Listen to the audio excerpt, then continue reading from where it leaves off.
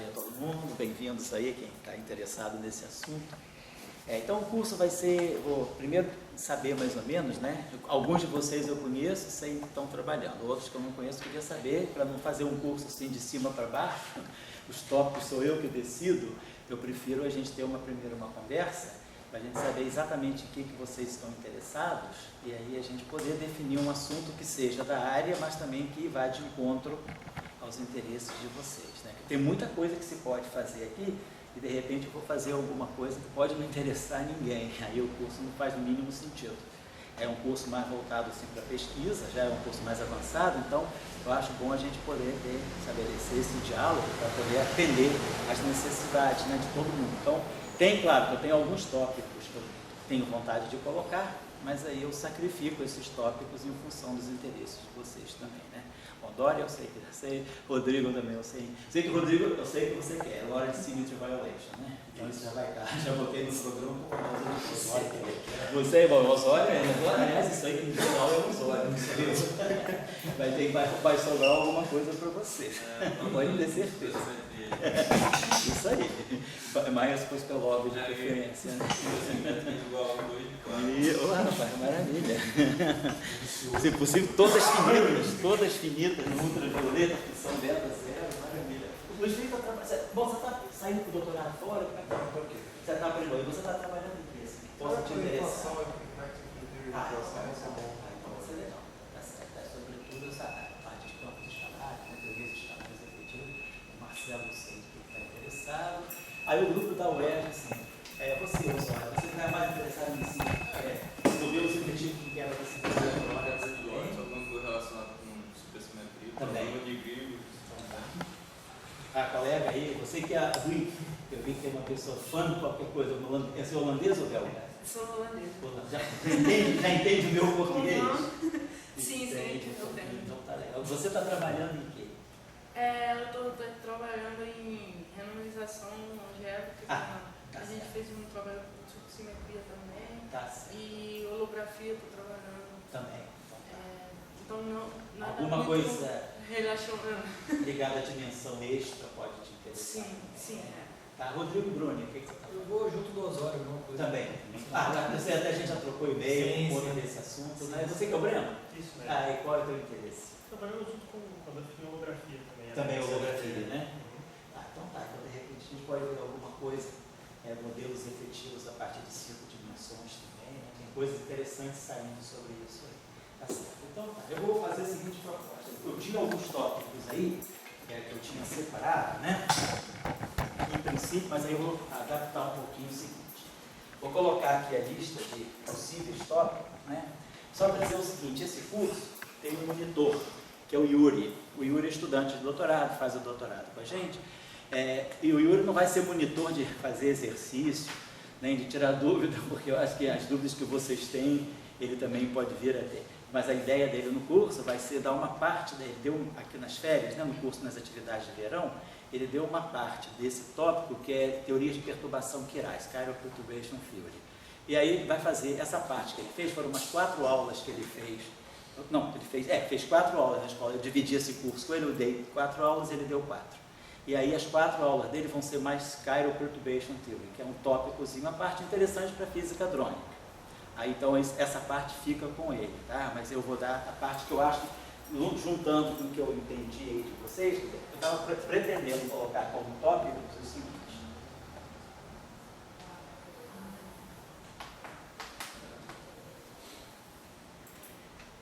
Por exemplo, lagrangianos efetivos em QED. Eu acho que a QED ela já fornece, né, um primeiro exemplo interessante de lagrangiano efetivo, que são lagrangianos efetivos quando a gente integra sobre o férmio, que nesse caso é o elétron, pósitron, né, e ganha uma teoria efetiva fotônica, né, que pode ser alguma eletrodinâmica não linear, tipo, por exemplo, olha Heisenberg. Então, isso aqui a gente vai ganhar uma eletrodinâmica não linear, tipo, olha Heisenberg, por exemplo.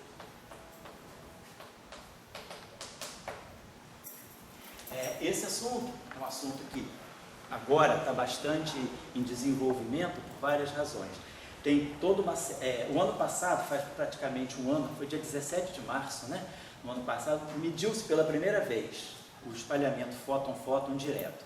Até então, o espalhamento de Delbruecker, né, que é o espalhamento fóton-fóton, que foi lá estudado na década de 30, 33, 34, ele tinha sido medido indiretamente em 2009, né, também no LHC, mas através de eventos virtuais. Houve uma medida de um espalhamento fóton-fóton virtual, e agora, em 2017, houve uma primeira medida direta do espalhamento fóton-fóton.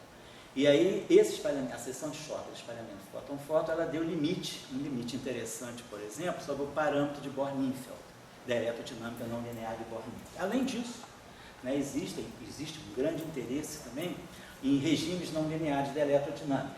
Por exemplo, eletrodinâmica em plasmas, né, em plasmas altamente energéticos, eletrodinâmica não linear em astrofísica, tem bastante coisa saindo sobre isso também, mas mais recentemente, essas medidas, esses laboratórios que vêm agora aprimorando medidas de efeitos não lineares. Na França tem o laboratório em Toulouse, né, que é o laboratório que faz aquele experimento chamado BMV, que é a birefringência magnética do vácuo. Tem um laboratório na Itália, em Padova, que faz o PVLAS, né, que é a polarização do vácuo por laser. Tem um experimento na Alemanha, que é o LSW, Light Shining Through a Wall, e tem um experimento também de colisor de fótons em Hamburgo. Então, tem uma série de experimentos sendo conduzidos. Oi, pois não? Ah, sim. Então, a gente tem uma série de experimentos que estão sendo realizados atualmente sobre efeitos não lineares na eletrodinâmica. Inclusive agora, não só agora, né? Foi há mais ou menos 3 anos atrás, e agora de novo na França, o CNR da França está muito interessado em regimes não maxwellianos. Então abriu um edital específico agora para apresentação de projetos, né, que vão na direção das eletrodinâmicas não maxwellianas. Eu não coloquei aqui para vocês, mas domingo eu posso mandar por e-mail para vocês. Todo semestre eu atualizo a minha lista de eletrodinâmicas novas. Agora a gente está com 46.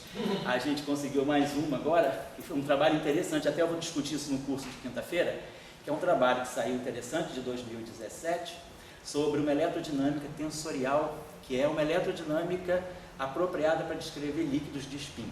Então, é uma formulação nova, que é bastante interessante também. Então, está saindo muita coisa nova sobre essas eletrodinâmicas não lineares.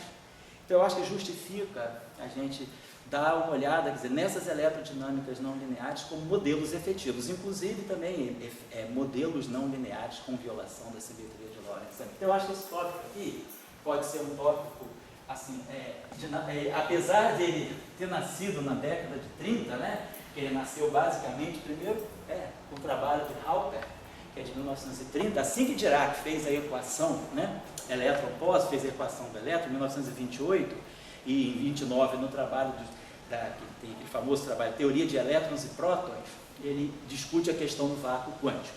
É quando Dirac introduz o vácuo quântico em 20 e 29, o trabalho da equação de Dirac é 28, 29, vácuo quântico, e aí, logo em seguida, no ano seguinte, em 30, né, esse alemão Halper, ele faz um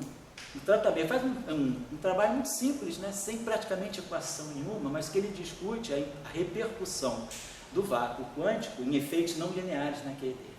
Ele fala que as equações de Maxwell devem sofrer alterações drásticas por causa desse vácuo quântico, que agora não é mais um vácuo trivial. O vácuo já perdeu o caráter de vácuo trivial e passa a ter uma estrutura de elétrons e pósitrons. Então, esse trabalho do Halper, ele induziu um trabalho segundo, que veio Heisenberg com o estudante dele, Euler, né? Euler e Heisenberg fizeram um trabalho, e depois Heisenberg com Lisa Maltner, naquela austríaca, eles fazem o trabalho em que aparece a eletrodinâmica de Euler e Heisenberg. Então, essa eletrodinâmica de Euler e Heisenberg foi o primeiro derivante de uma teoria efetiva em QED. E aí depois aparecem outros derivantes. A gente tem o próprio Bohr-Ninfeld, né? Então eu acho que vale a pena a gente olhar um pouquinho essa primeira descrição aqui, a eletrodinâmica de Euler e Heisenberg, saindo como uma teoria efetiva. O que é uma teoria efetiva? Realmente, quais são os critérios para se definir uma teoria efetiva? Mas ela sai, basicamente, é uma teoria em que você vai supor que você está, quer dizer, você imaginar que você está perdendo o efeito dos elétrons e dos pósitrons, que tem uma massa característica, tem uma escala de energia, que é 0,5 MeVs. Então, a gente vai imaginar que a gente vai estar trabalhando num setor de ondas eletromagnéticas, né, de fótons, com energia razoavelmente abaixo dos 0,5 MeV. Imaginando que um MeV já é energia tipo de raio gama. Então, se a gente está trabalhando com fótons ultravioleta, por exemplo, já faz sentido a gente imaginar na QED que a gente esteja perdendo a informação, que esteja somando toda a informação dos elétrons e dos pósitrons nesses termos não lineares que vão contabilizar, né, como efeitos virtuais dos elétrons e pósitrons, novas interações entre os fótons. Por exemplo, interações diretas, fóton-fóton. Ganha quadrivértice com fóton e assim vai. Então, eu acho que é o primeiro exemplo que pode ser interessante. Aí, vendo o interesse de vocês aí, eu estou concordando lá.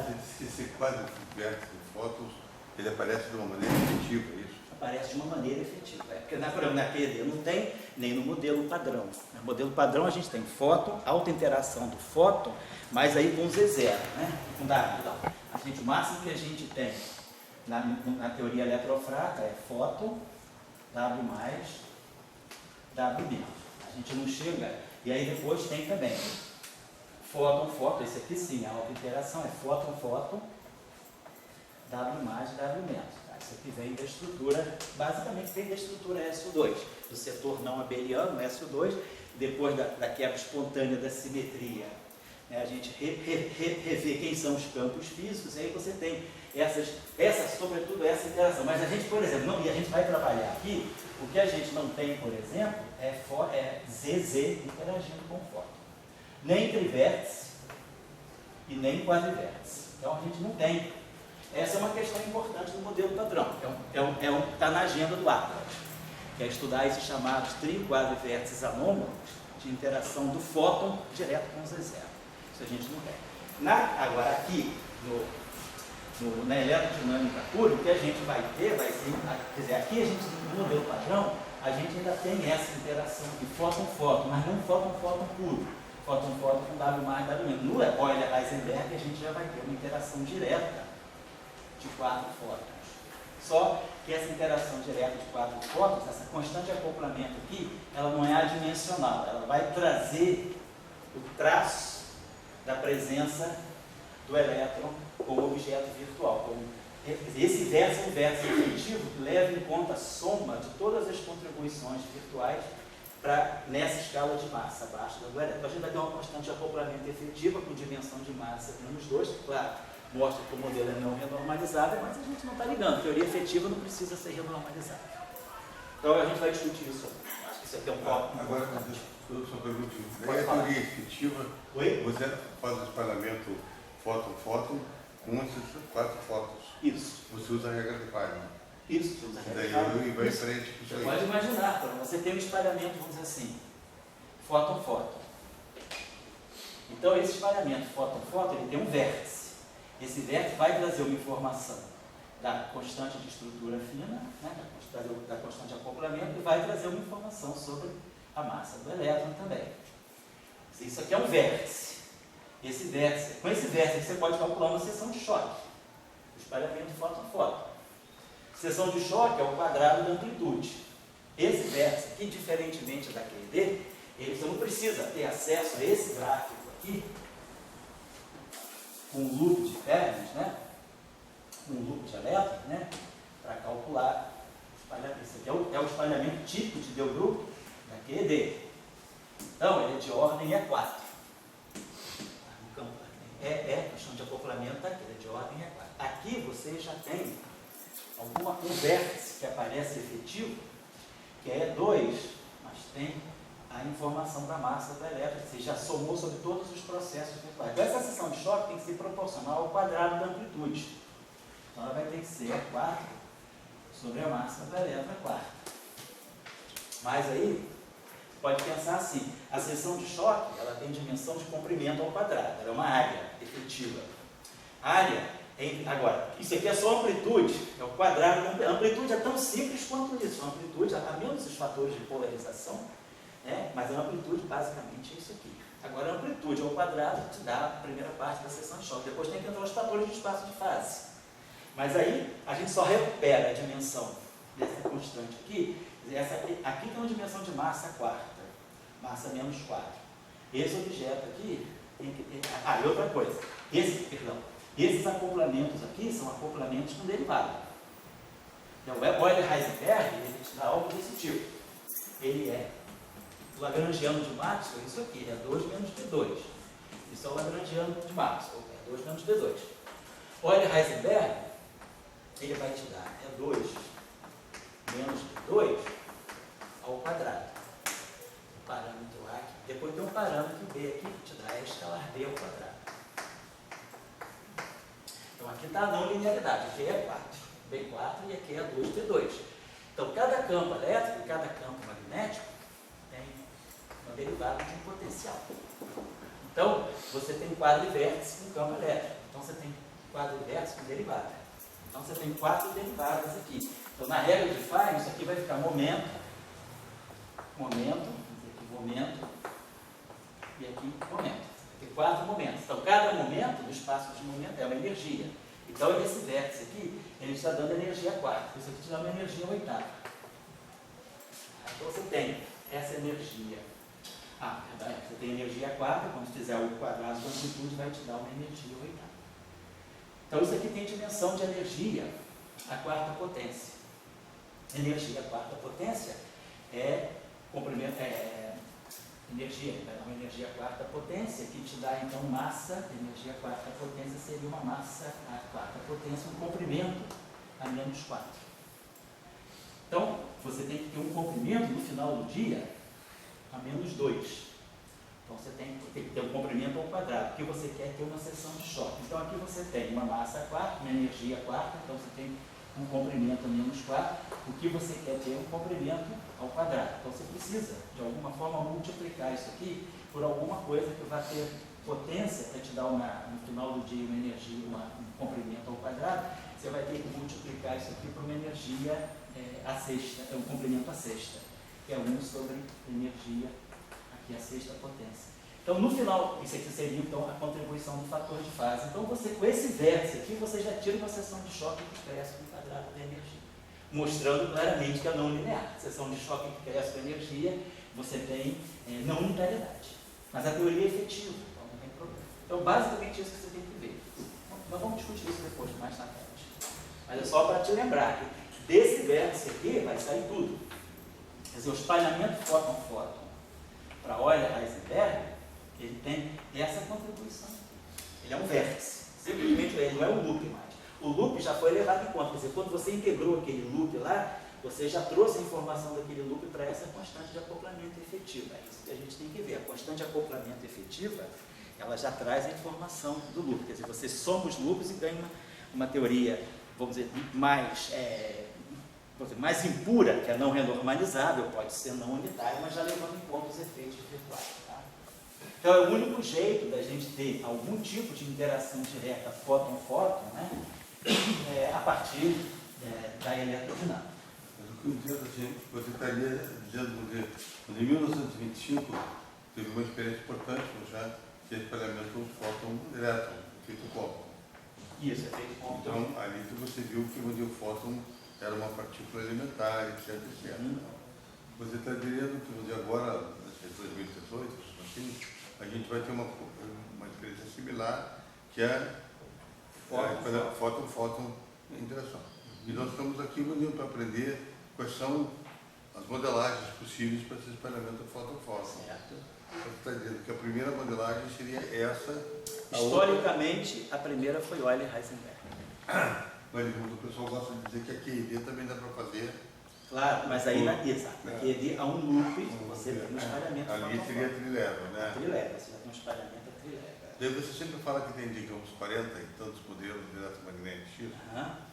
Esses modelos se focam também na interação fóton-fóton? Não, tem 14 modelos que se focam. Desses 45, 46, né? 46, é Maxwell mais 45. 14 que são não lineares se focam na interação fóton-fóton. Eu vou dar a lista para vocês das 14 formulações não lineares que estão até a que a gente conhece hoje, começando, claro, por Bohr-Ninfeld. Bohr-Ninfeld, Euler Heisenberg, depois tem logarítmica exponencial, arco seno, arco tangente, Bronikov, Bardeen, tem várias formulações. Muitas estão surgindo agora, inclusive em conexão com o estudo de buraco negro. Então, buracos negros eletromagnéticos, buraco negro com carga com monopolo, com carga elétrica com monopolo, com raio. Então, tem saído uma série de eletrodinâmicas. Diria 14 que eu tenho... São não lineares. Tem a tri-level, interação fóton-fóton. E todas as 14 elas são normalizadas? Nenhuma delas é normalizada. Porque essas teorias efetivas, essas teorias efetivas são não lineares, são efetivas. São efetivas, não são fundamentais. E tem fundamentais? Não, fundamentais não. Fundamental, a única que você tem é a eletrodinâmica quântica.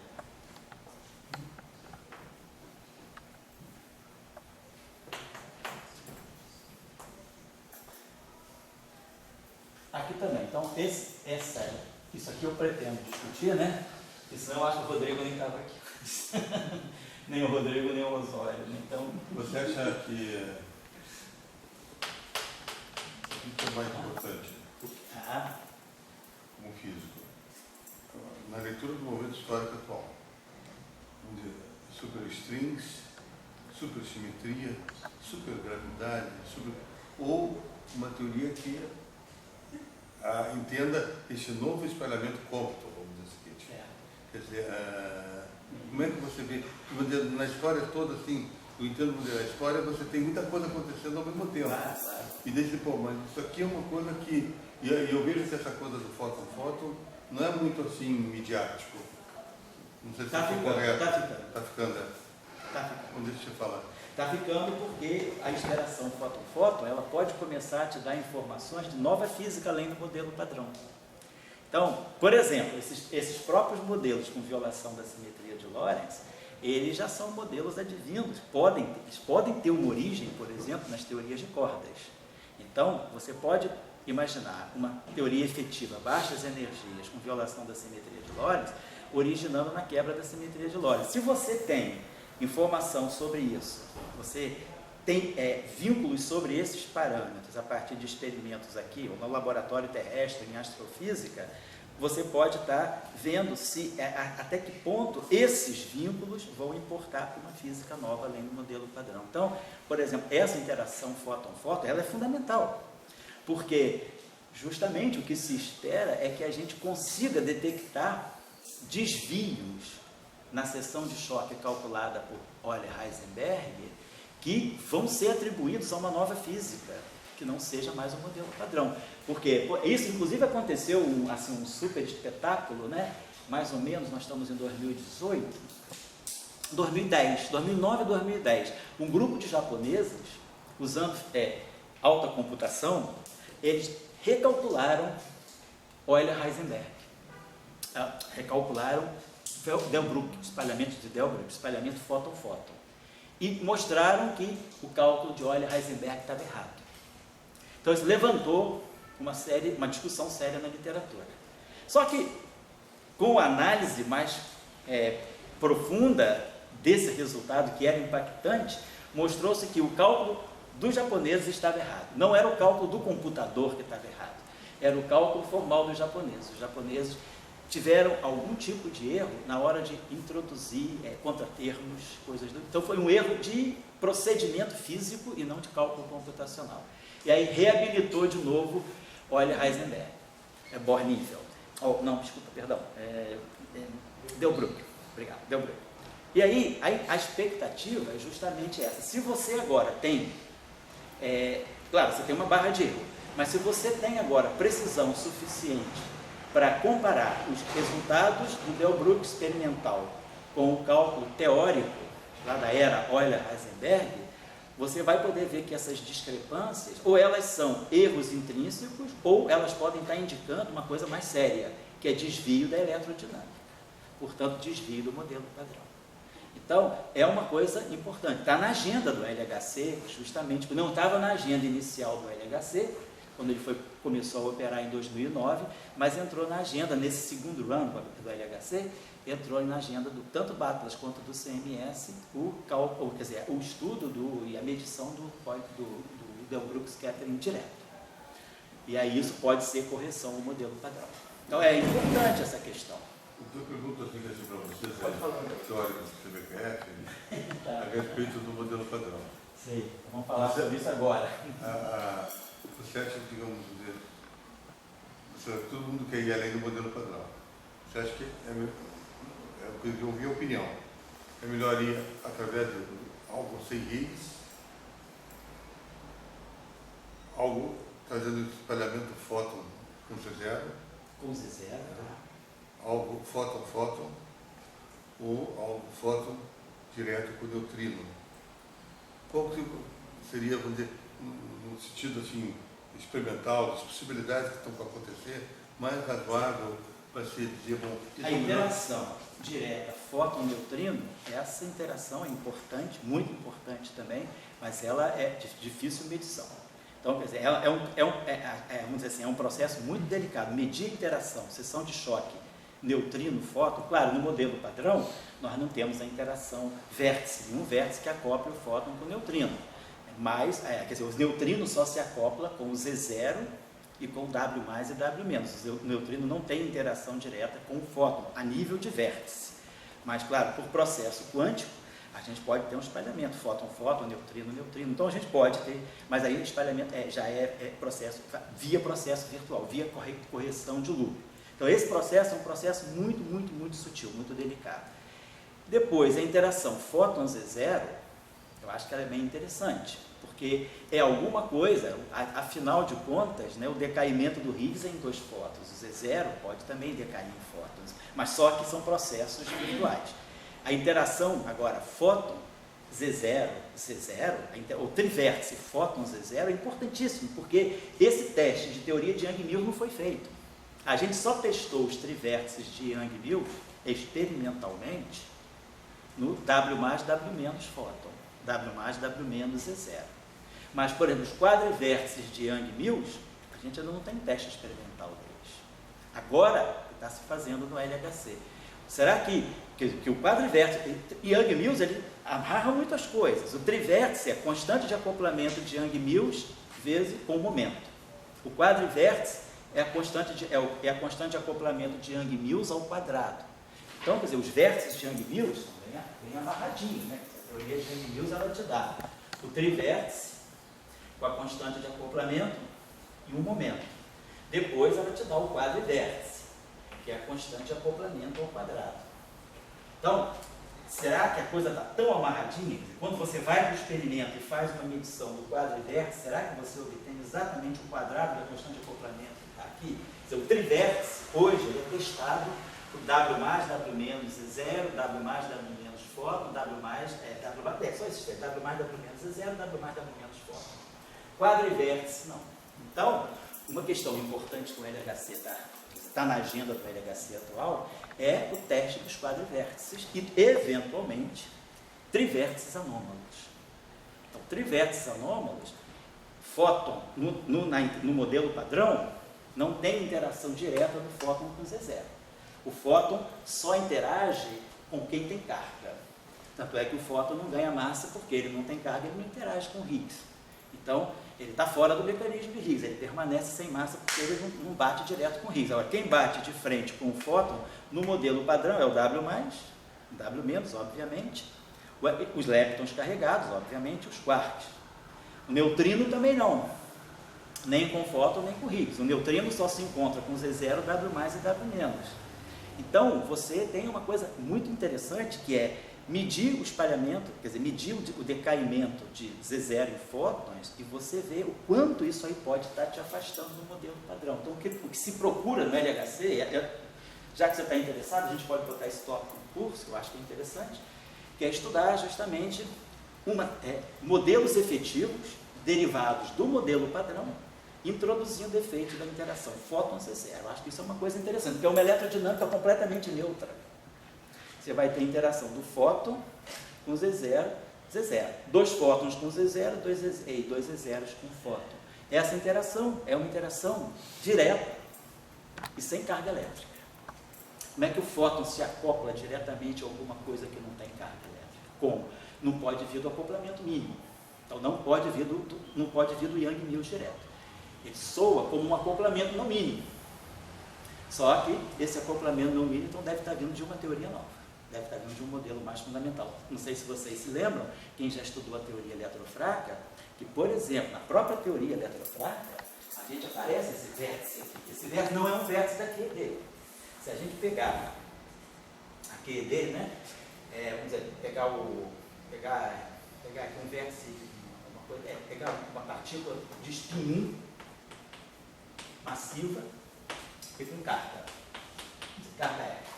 Se eu pegar essa partícula massiva com spin 1 carga E, claro que eu vou pensar o seguinte, como é que vai ser a eletrodinâmica dessa partícula? Vai ser o field, quer dizer, tem um campo, vamos dizer que eu tenho um campo WMi complexo, carregado, né? WMi, tem um campo vetorial carregado, uma transformação 1 de fase normal, e esse campo vai, claro, ele vai poder imaginar que eu vou propagar só a parte transversa dele, então eu tenho que construir o field strength dele.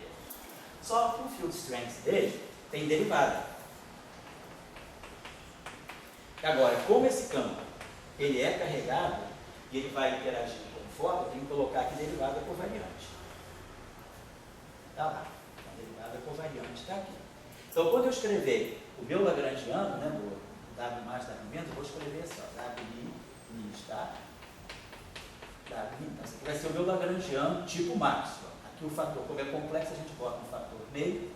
Então, o lagrangiano tipo máximo com essa derivada covariante. Então, os acoplamentos mínimos já estão aqui.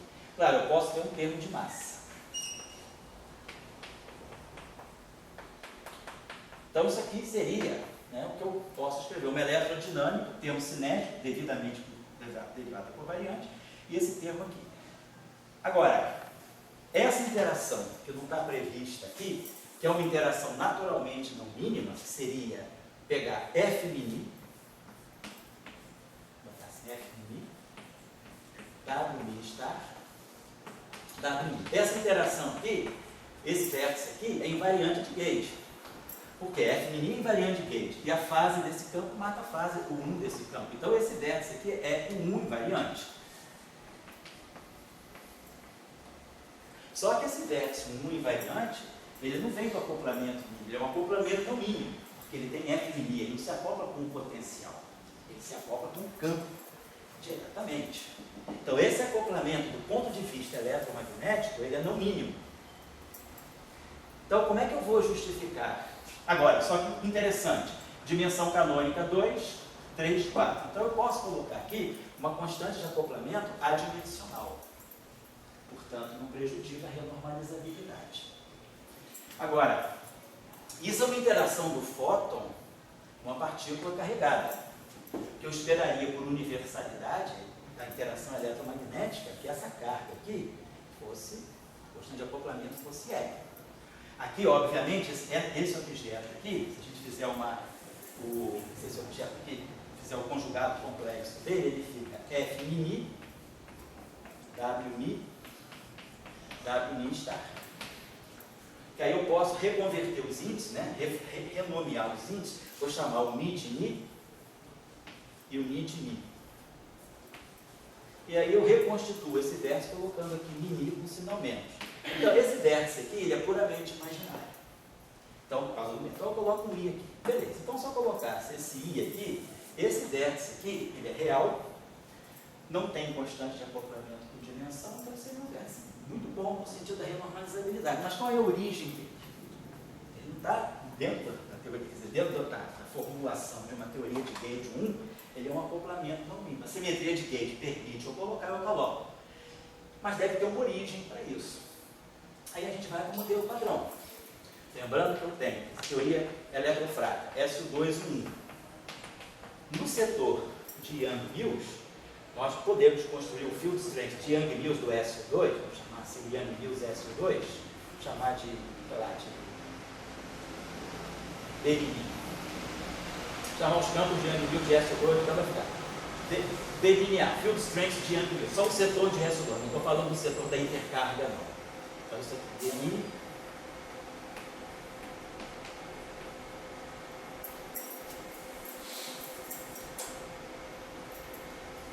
Constante de acoplamento de Young-Mills, constante de estrutura de SO2.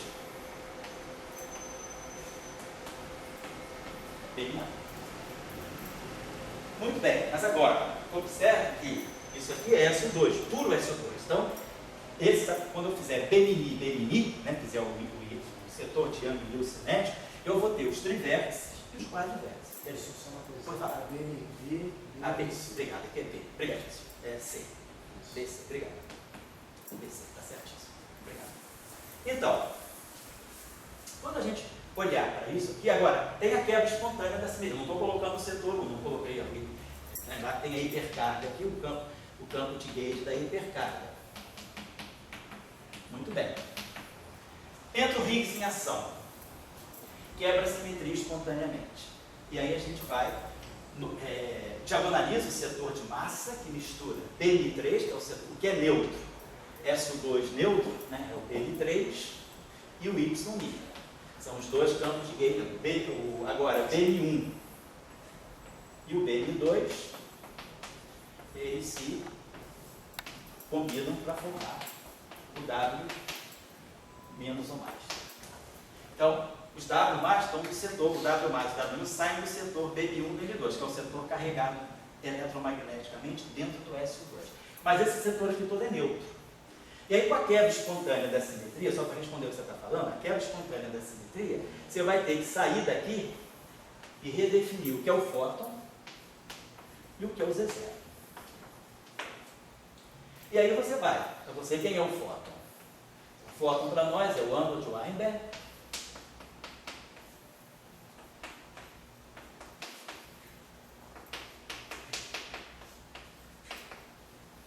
E o Z0.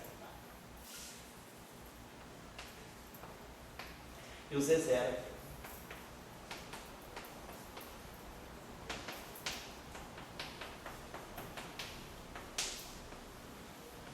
Então você passa para o setor físico agora. Meus campos físicos são esses. Claro, eu posso inverter essa relação, né? Essa relação aqui, essa matriz aqui é uma matriz SO2, é uma matriz ortogonal. Se eu quiser inverter essa relação, agora deixa eu escrever da forma inversa.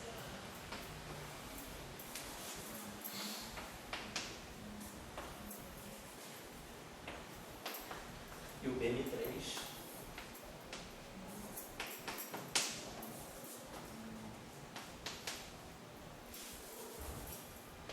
Então tá, aí eu levo esses campos ali do Young-Mills. Esses aqui são meus campos físicos, fótons Z0, fótons Z0. Esses aqui são os bósons de gauge de SO2, 1, antes da quebra espontânea da simetria. Aí eu jogo essa redefinição aqui. Quando eu jogar isso aqui e abrir esse cálculo aqui, BM3, quando fizer a parte de Young-Mills referente a BM3, daqui vai aparecer o fóton e o Z0, ou o fóton, vai se misturar. Como essa constante de estrutura aqui ela é completamente em cimento, quando eu colocar 3 aqui, aqui só vai poder aparecer 1, 2 e 2 e 1. Então, 1, 2 e 2 e 1 vai produzir justamente o W mais e o W menos. E aqui vai ficar o BM3, mas o BM3 ele vai trazer o fóton. Então a gente vai gerar essa interação F mini W star W, que é a interação não mínima, ela vem através de uma interação mínima de Young-Mills. Olhando para Young-Mills ela é mínima, mas olhando para o puro eletromagnetismo, depois que eu quebro a simetria espontaneamente e perco a referência do SO2 e 1, eu já não vejo mais essa interação como sendo mínima, ela é não mínima. Ela é interação mínima porque ela é um trivértice. Ela vem um pedaço daqui com esse pedaço aqui. Aqui vai aparecer W mais, W menos, quer dizer, W star, W.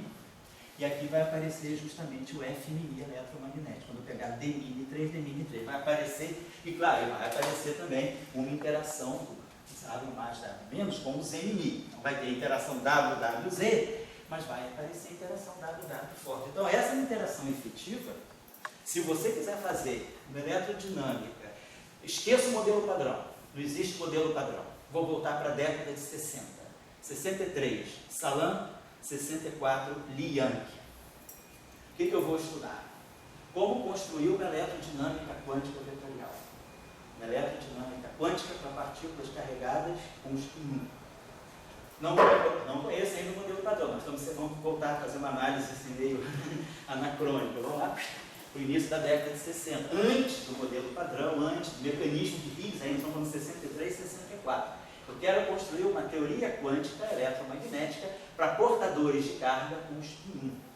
Então eu vou seguir o padrão que se conhecia na época, que era o padrão, né, de Young Mills, estava na barra de ferramenta, né, ninguém estava ligando muito para Young Mills ainda, que estava importante para nós aqui era a eletrodinâmica mesmo. Então você vai construir uma eletrodinâmica, você vai colocar os acoplamentos não mínimos aqui, e aí você precisa se perguntar, mas agora, esse acoplamento aqui é possível, ele é invariante de Gauge de 1, então o princípio da estabilidade da ação me permite introduzir esse termo. Agora, a pergunta é, qual é a constante de acoplamento que eu coloco aqui?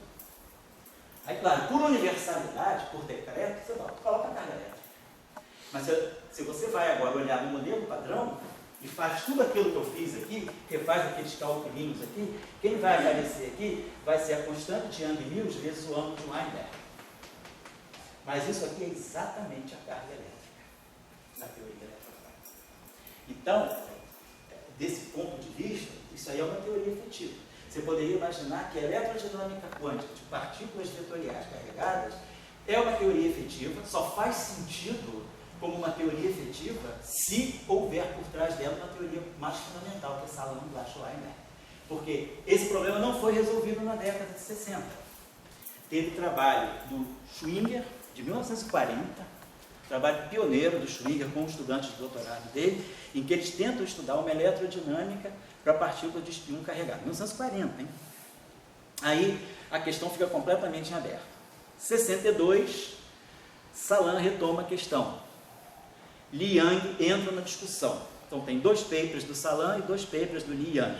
Eles terminam 65 dizendo: não temos como construir uma eletrodinâmica quântica para partículas vetoriais carregadas que seja unitária e renormalizável.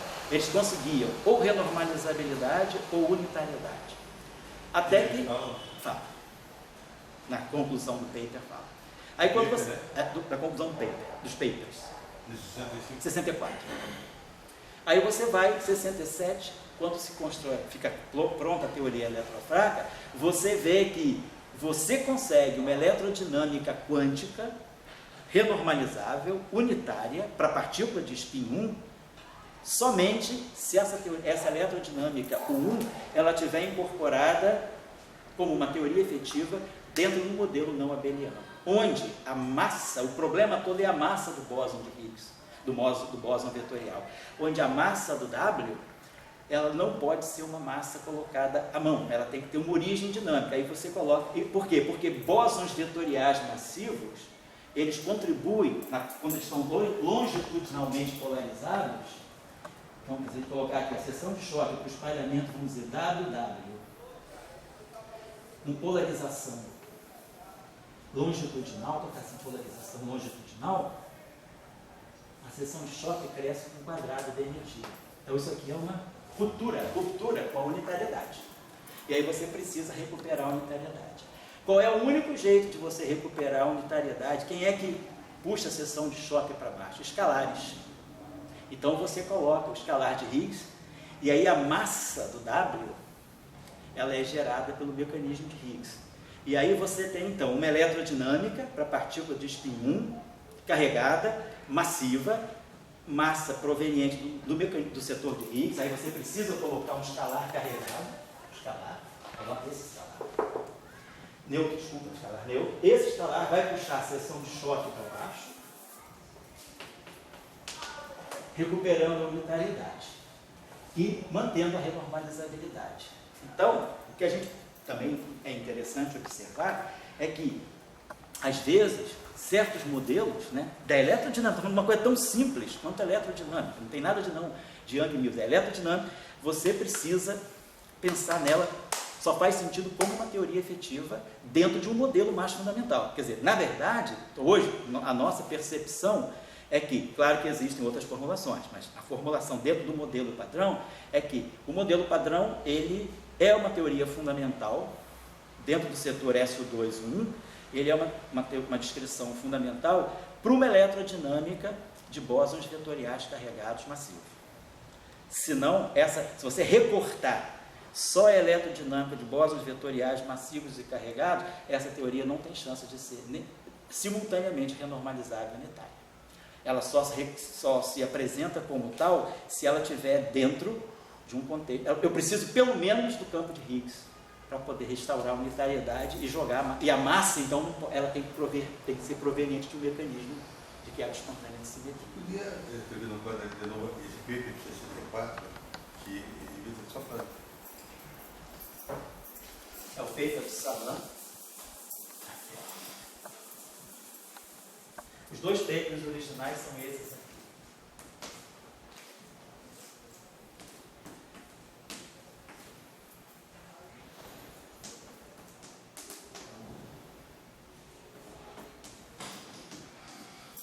Todos os dois estão publicados no Physical Review.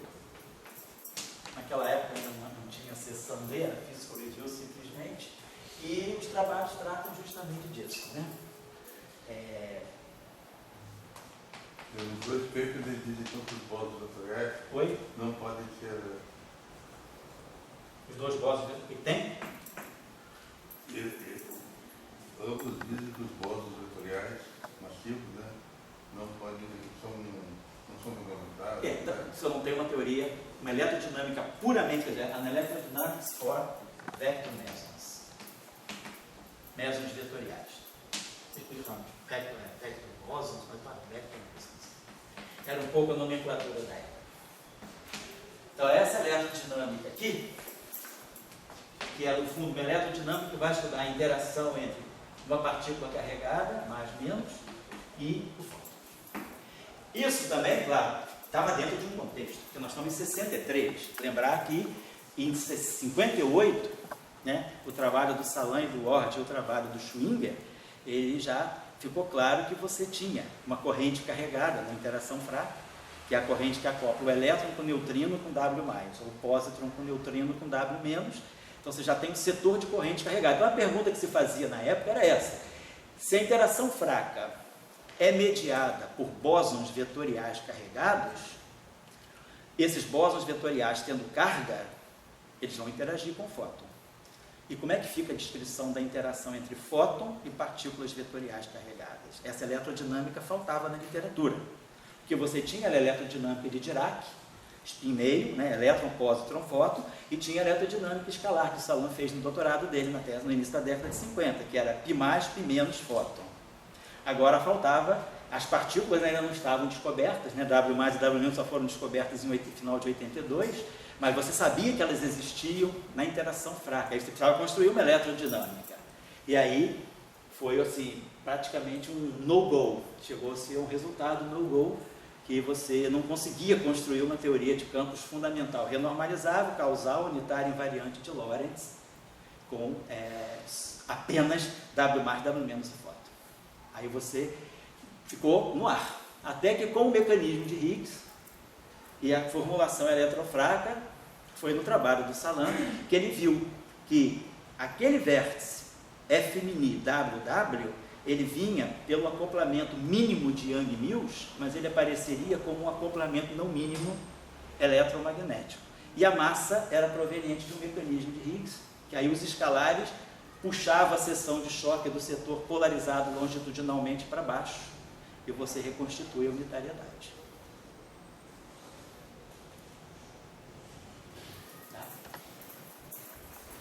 E só uma pergunta, os navios que apagaram, bom, quando você botar ali, você botou G sendo detecta igual a carga elétrica? Sim. Isso aí, por exemplo... Por que isso aqui acontece? Eu estou comparando com o Fermi. O Fermi diz, a interação fraca tem uma constante de acoplamento GF totalmente diferente da carga elétrica, duas coisas independentes. Agora você começa, digamos, como se fosse assim, escalar. a carga elétrica. Digamos, você tem a interação fraca, não é uma outra interação diferente da eletromagnética. As duas dividem a carga elétrica em comum. Né?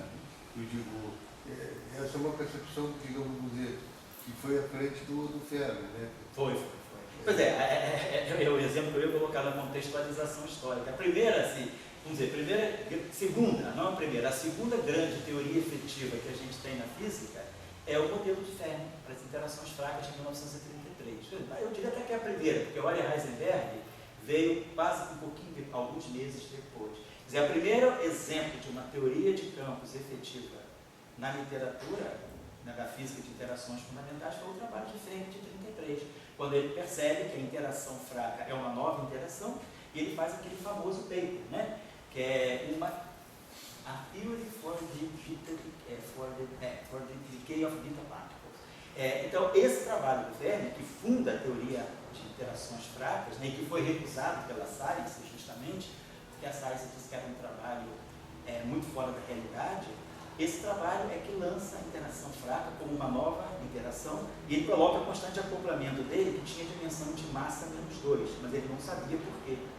Ele falava, se uma constante de acoplamento tem dimensão negativa de massa, isso foi até um comentário de Dirac para ele. Se a constante de acoplamento tem uma dimensão de massa a -2, deve ter alguma física por trás dessa constante de acoplamento, que está dando a dimensão de massa, que a ideia do Dirac sempre foi uma ideia minimalista.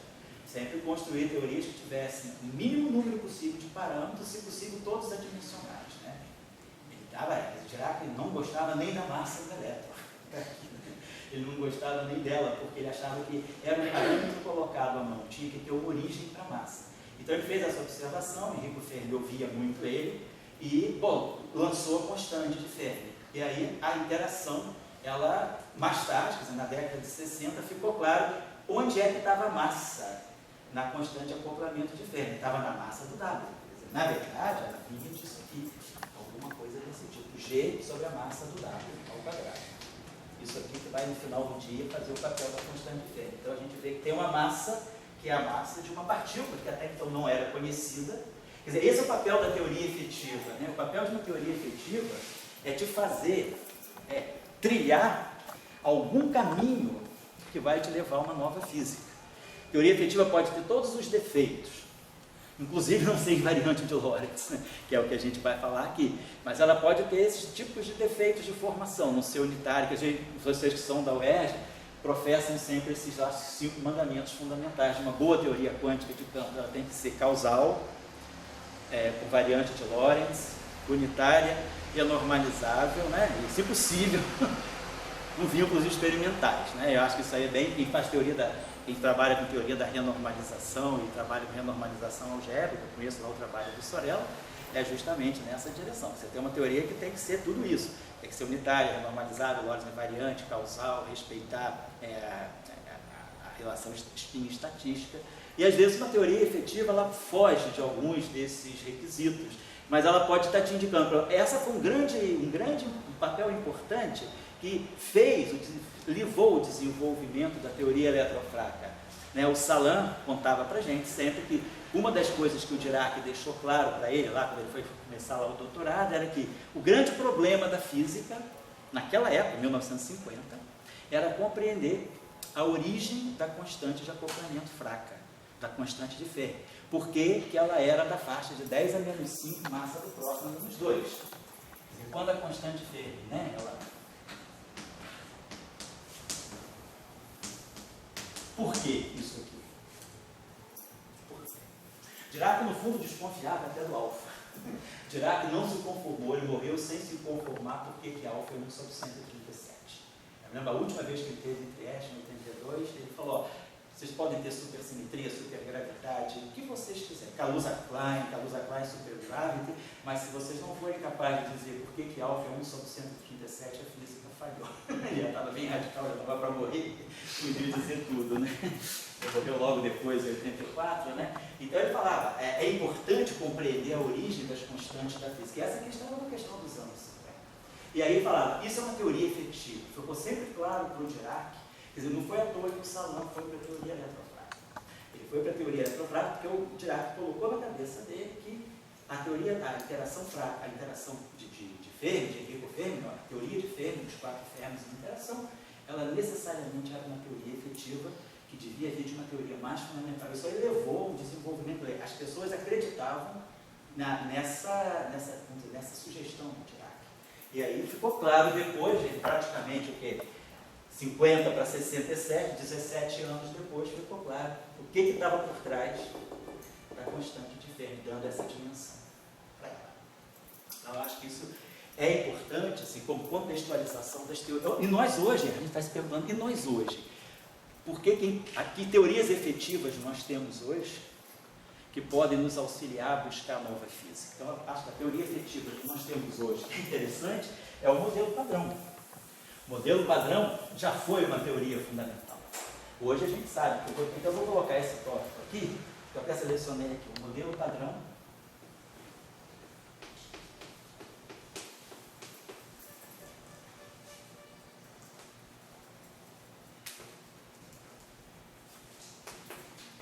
O modelo padrão é uma teoria efetiva vinda da onde?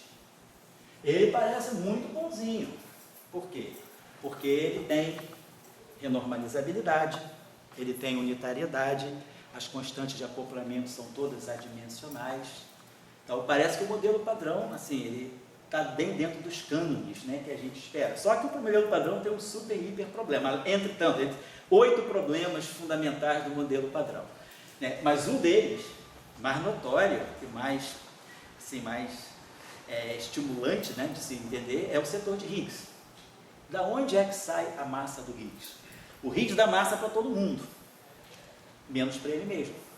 E qual é aquele parâmetro de massa que ajusta o potencial para quebra espontânea de simetria? Qual é a origem?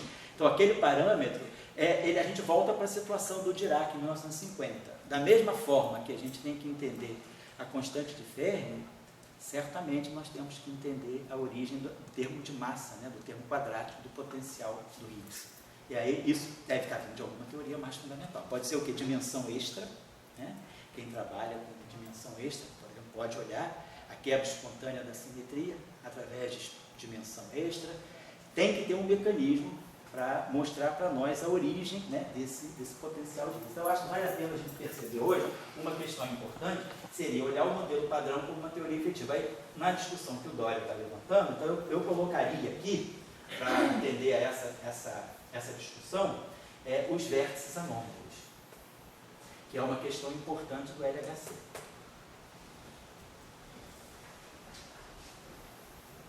Quer dizer, seriam tri e quadrivértices anômalos. Que a gente pode listar. E aí, como construir? Quer dizer, são, na verdade, lagrangianos efetivos, né, envolvendo. Então, a gente vai ver quais são os critérios para se construir uma boa teoria efetiva. Claro, olhar as invariâncias, simetrias, as simetrias, tem que respeitar todas as simetrias, olhar o power counting, né, ver toda a questão da renormalizabilidade, mas aí a gente pode associar. Quer dizer, eu acho que essa discussão aqui, né, não só vai atender aí a questão que o Dória levantou, mas eu acho que essa discussão ela caracteriza bem a atualidade da questão, da gente olhar. A gente está diante de uma teoria efetiva, que é o modelo padrão. Daí, o que a gente pode extrair dessa teoria efetiva para ir para novos caminhos, para nova física? Será que é dimensão extra? Será que é supersimetria? Será que é grande unificação? Será que é Horava-Lifshitz? Será que é quantum gravity? Será que é teoria de cordas, né? Qual é o melhor caminho para a gente ir além do modelo padrão? Eu acho que a teoria, o modelo, a gente pode já começar a olhar nessa discussão, pensar nessa discussão olhando o modelo padrão como uma teoria efetiva. Eu acho que isso aí pode ser um tópico interessante. Depois, eu acho que tem uma questão, aí isso aqui eu vou deixar para o Yuri, que vai ser a parte de teoria de perturbação quiral.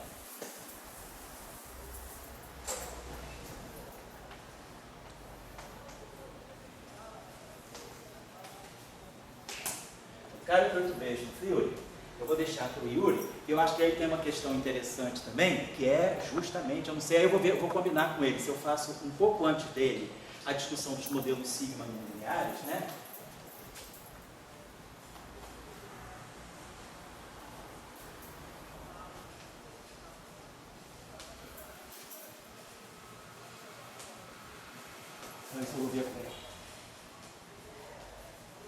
Por quê? Porque na teoria eletrofraca, né, ou numa teoria qualquer, com quebra espontânea da simetria local, então a gente tem os bósons de Goldstone, né, a simetria quebrada espontaneamente, a gente tem os bósons de Goldstone.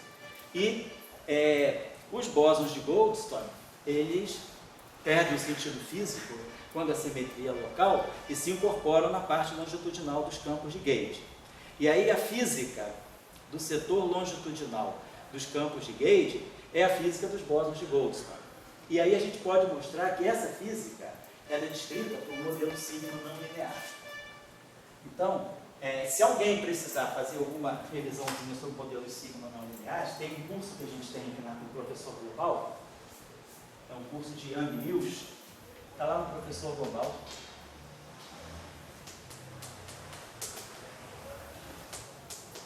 De modelos sigma não lineares.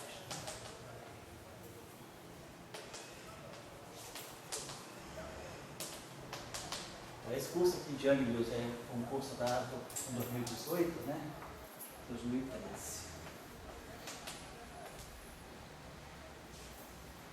Toca? Calma. Física e pós-graduação 2, não é? Acho que sim. Está no setor pós-graduação. 2, lá do site do Professor Global.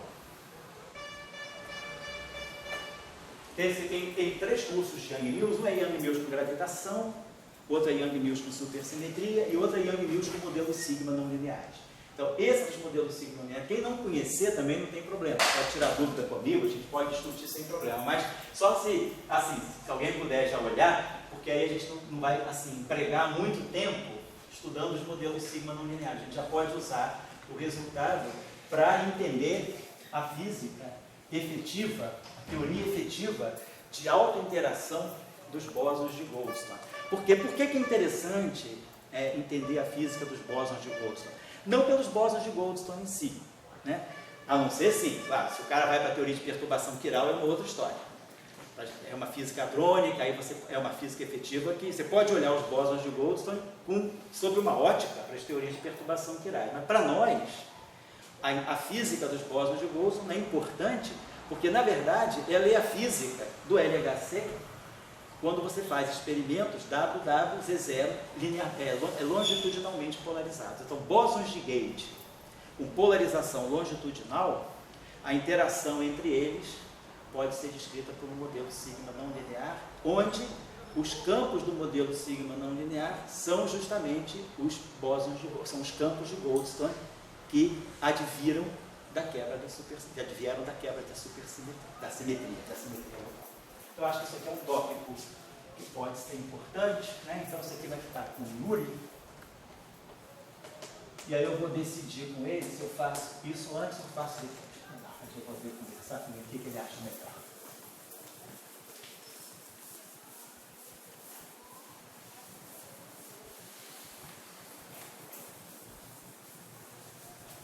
Basicamente, eu acho que eu tinha separado.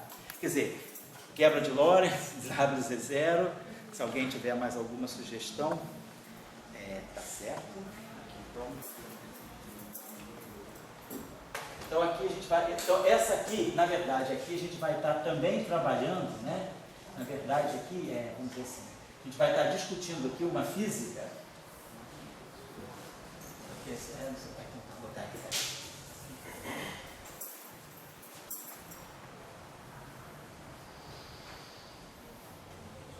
Aqui a gente vai estar discutindo uma física de bósons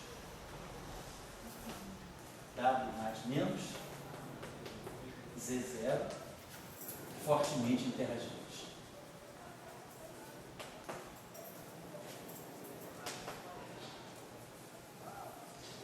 Então, se a gente quiser estudar esse setor em particular da teoria eletrofraca, que é uma interação forte, quer dizer, não interação forte no sentido de QCD, uma interação significativa, né? Uma interação com a constante de acoplamento, que a constante de acoplamento ela corre, né?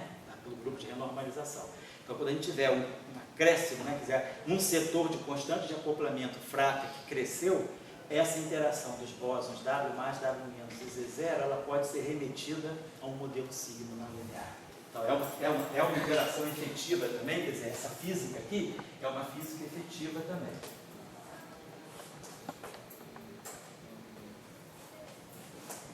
Então, é uma física efetiva que a gente vai poder construir a partir da teoria da eletrofática. Então, eu acho, bom, todo curso, né, sobretudo um curso que é mais voltado assim, para um tópico mais avançado de pesquisa, não necessariamente a gente cumpre todos os tópicos, a gente vai variar, porque se, por exemplo, ao longo das aulas forem aparecendo questões, né, ou eu gosto também de toda semana procurar paper novo para mandar para vocês, porque se a gente for localizando, às vezes a gente faz desvios, né, a gente tem a trajetória clássica e a gente vai começar a flutuar. Então, de repente, as questões de vocês, pontos que vocês possam trazer de reflexão, às vezes a gente vai numa direção, mas sobretudo quando o Dória não está dormindo, as perguntas dele não está dormindo mesmo, nem ouviu. Então, deixa.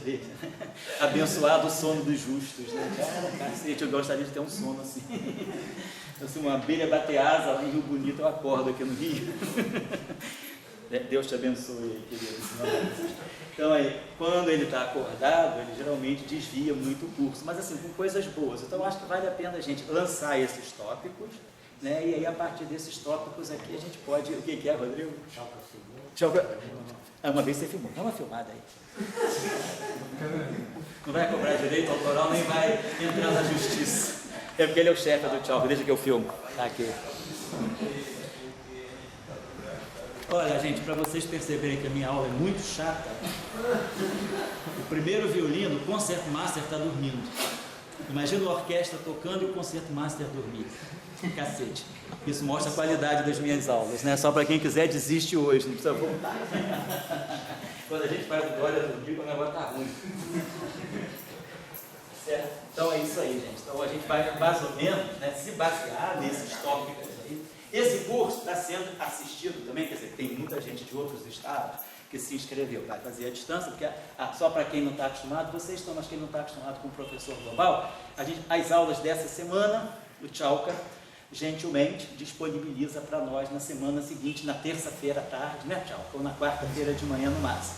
Então, quem está de fora assistindo o curso, tem umas 20 e poucas pessoas de outros estados, na semana que vem, essa aula é mais uma aula inauguralzinha, né, de apresentação, mas as aulas em geral, elas ficam na semana seguinte disponibilizadas. E aí também a gente interage com essas pessoas, se elas também derem sugestão, quer dizer, quem estiver fora e tiver algum tipo de coisa que esteja estudando, alguma sugestão, é mandar. A gente aqui, o curso ele é aberto, né? Eu estou só propondo um caminho inicial. Professor. Pois não, meu filho? Como é que é o primeiro nome? Deve. No final, vamos escrever uma coisa?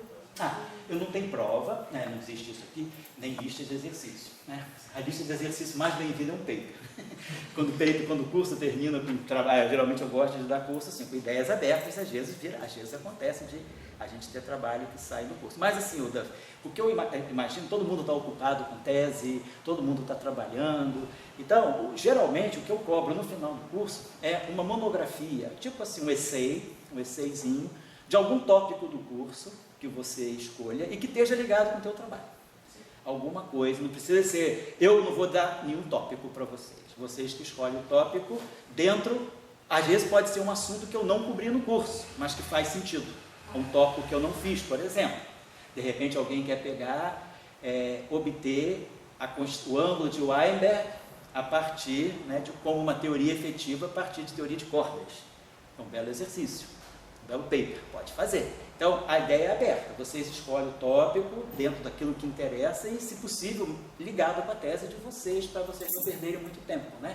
Fazerem uma coisa que seja do interesse também já do trabalho. Então, isso é muito aberto. E, geralmente, assim, vocês podem escolher o tema, o que eu cobro, assim, para entregar o essay, como esse curso não é um curso fundamental, né, curso básico do CPF, vocês podem entregar o essay em final de agosto, as aulas vão terminando em julho, vocês podem entregar o essay em setembro, não tem problema nenhum, tá bom?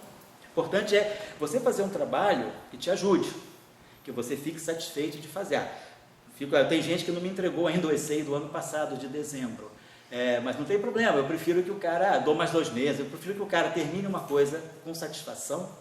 Todo mundo aqui é adulto, né? Ninguém aqui é criança, então eu não gosto de ficar cobrando, eu acho que a pessoa tem que ter satisfação. Estou fazendo o meu trabalho, quando estiver pronto eu entrego. Só curso básico, assim, eletromagnetismo, mecânica clássica, né? Que a pós-graduação sempre espera que eu reprove alguém, eles querem que eu mande a nota na matrícula, mas eu também estendo um pouquinho o prazo. Então, quem quiser o curso terminando em julho, vocês podem entregar o trabalho na calma em setembro, outubro até. Se for fazer um trabalho bom, não tem problema. Tá? Então, não tem pressão, tá? Não tem pressão. Eu vou dar algumas referências para vocês, quem quiser assim, porque a literatura é extensa e nos livros isso não está bom. Agora, tem artigos de review, esses artigos de escola, de verão, tem coisas boas para quem. Então eu separei alguns que eu gosto. Tem um de Lesuche, que é muito bom. Esse aqui, por exemplo, esse review aqui lá de Lesuche.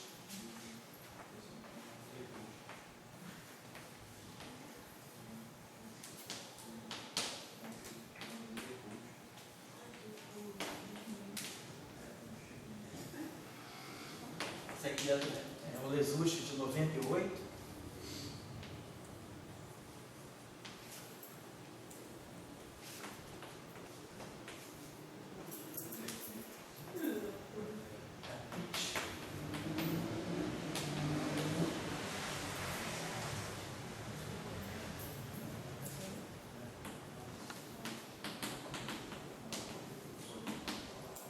O archive é da Rap PH, tá? Não é Rap PH não, tá? Rap PH.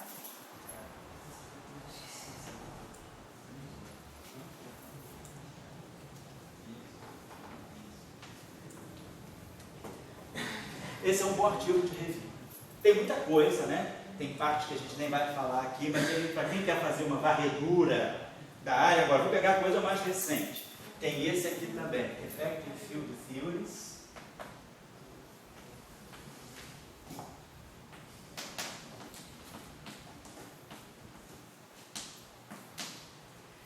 Esse aqui é do Gerhard Becker,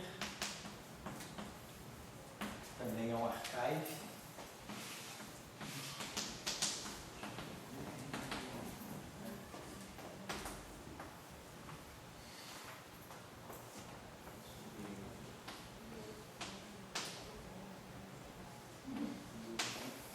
Também é bom, ele vai numa outra direção, mas é muito bom também. Depois tem um outro que eu gosto bem também. Esse aqui.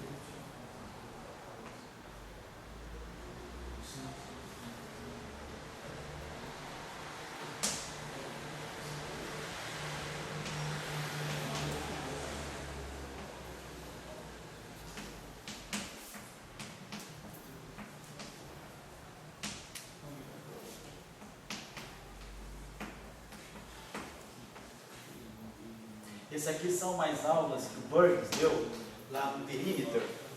São mais aulas muito boas, é bem interessante.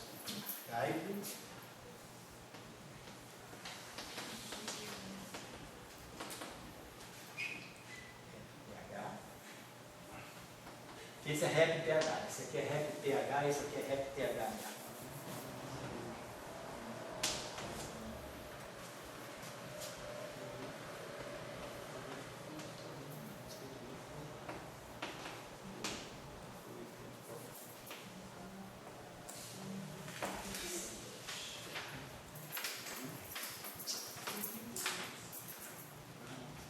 Depois tem um livro, se alguém quiser consultar, eu acho esse livro bem interessante também.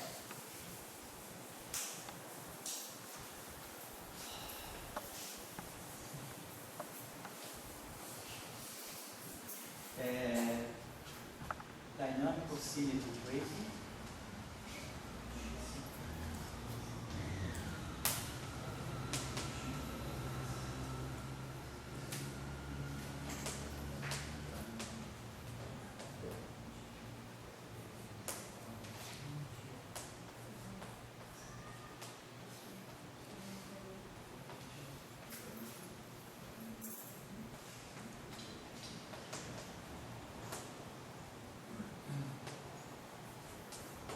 Esse livro também é bem bom.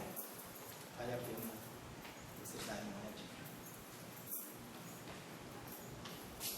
Bom, então também, claro, tem outro material, vocês podem procurar por conta própria também. Eu estou dando esses aqui que eu acho que esses 3, sobretudo, que são aulas assim, de revisão nessas escolas de verão, esses encontros de verão e inverno, então são aulas assim bem organizadas, porque são aulas para dar em pouco tempo, assim, são 2 semanas de aula, assim, então o curso ele é condensado, mas dá uma lista de referência muito boa, então vocês podem ter acesso a certos papers originais também. Na minha opinião, desses 3 cursos aqui, o melhor que tem é esse aqui do Burns. Esse curso aqui está muito legal. Esse curso aqui do Ecker, ele é mais telegráfico e ele se volta mais para a teoria de perturbação quiral, mais para a física hadrônica. Agora, esse aqui e esse aqui, eles vão mais na direção da física de interações fundamentais. Eu acho que são 2 que mais dependem. Tem coisa também sobre teoria efetiva no livro do Weinberg também. Vale a pena quem quiser olhar, né? Então aí vocês procuram material. Eu não vou seguir nenhum material desse, mas fica como material de consulta. Eu vou fazendo as aulas e vou chamando os trabalhos à medida que eles forem aparecendo. Eu acho que eu trouxe aqui um trabalho bem interessante.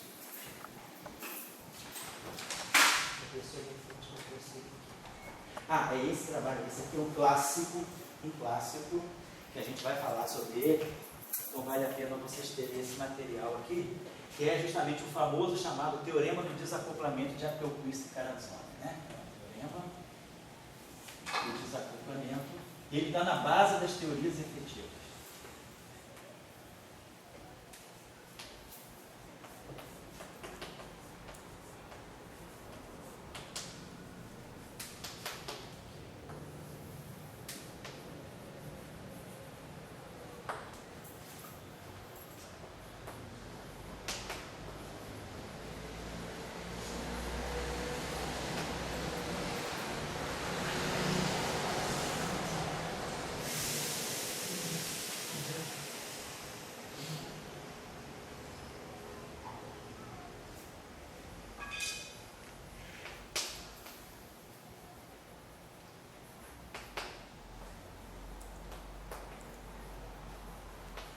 Esse strongly interacting aqui, ninguém se assusta, porque quem conhece QCD sabe que o Higgs ele é sem cor, né? O Higgs não tem interação com os gluons, né? O Higgs ele interage com os quarks, né? Para dar massa para os quarks, mas via acoplamento dilcal.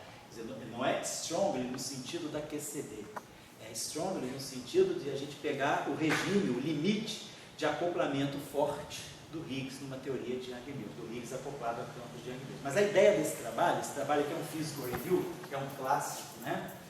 É um physical review.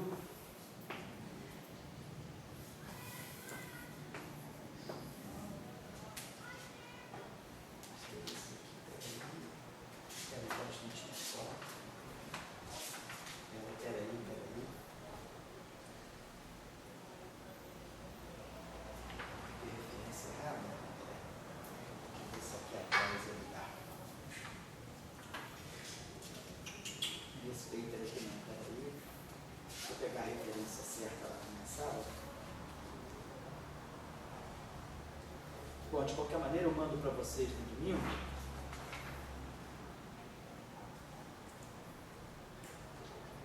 Está citado aqui. Então, deixa eu ver se está citado aqui no meu paper que eu tenho aqui.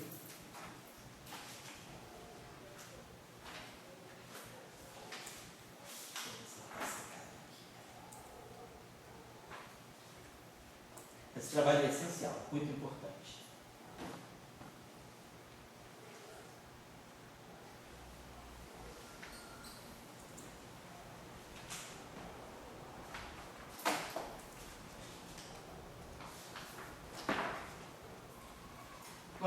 Quer dizer, por que esse trabalho é importante? Esse trabalho... tá aqui, eu escrevi só. Esse aqui. Desculpa, não é nem esse título que eu peguei o paper errado lá na minha pilhinha de paper. É esse paper. Estava achando estranho, não é esse aqui. Esse do Higgs é outro trabalho que é interessante, mas não é fundamental. Esse trabalho aqui, o Appelquist Carazzone, é esse aqui. Isso aí para vocês lá da UERJ, vocês devem conhecer, porque o problema passa pelas divergências infravermelhas, né? É infrared singularities.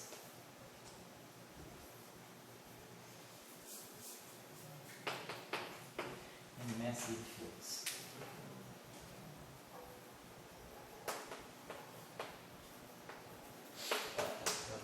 Eu fiz o review D11.